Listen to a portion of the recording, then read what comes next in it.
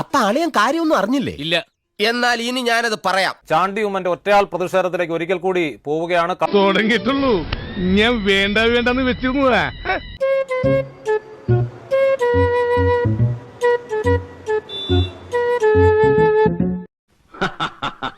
സമ്മതിച്ചിരിക്കുന്നു കോട്ടപ്പള്ളി. ഈ കാര്യത്തിൽ താത്വികാചാരനായ എന്നെ താൻ കടത്തി വെട്ടിയിരിക്കുന്നു.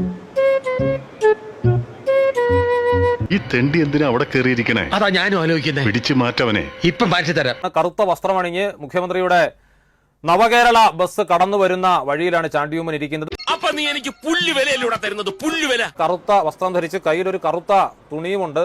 എനിക്കൊരുത്തരം പേടിയില്ല.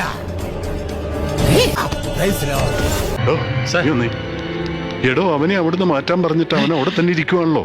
എന്റെ രാജ്യമാണ്, എനിക്കിവിടെ ഇരുന്നുകൂടെ പ്രതിഷേധിച്ചുകൂടെ എന്നാണ് നേരത്തെ ചാണ്ടിയുമ്മൻ മാധ്യമങ്ങളോട് സംസാരിച്ചത്. ശക്തരായ പ്രതിയോഗികളാണ് എനിക്കിഷ്ടം. പക്ഷെ അവിടെ എത്തിയ ഡിവൈഎഫ്ഐ പ്രവർത്തകർ ചാണ്ടിയുമ്മനെ അവിടെ നിന്ന് നീക്കണമെന്ന് പോലീസിനോട് ആവശ്യപ്പെടുന്നുണ്ടായിരുന്നു.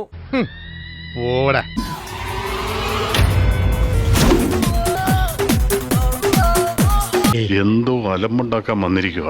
അതെ, എടു തന്ത്രപരമായിട്ട് അവനെ അവിടുന്ന് മാറ്റ്. സാറിന്റെ പണി നോക്കിയോ, ഇക്കാര്യം ഞാൻ ഡീൽ ചെയ്ത് തരാം.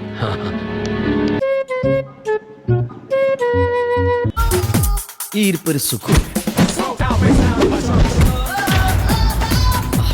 ഇപ്പൊ ഓക്കെ വന്നേ.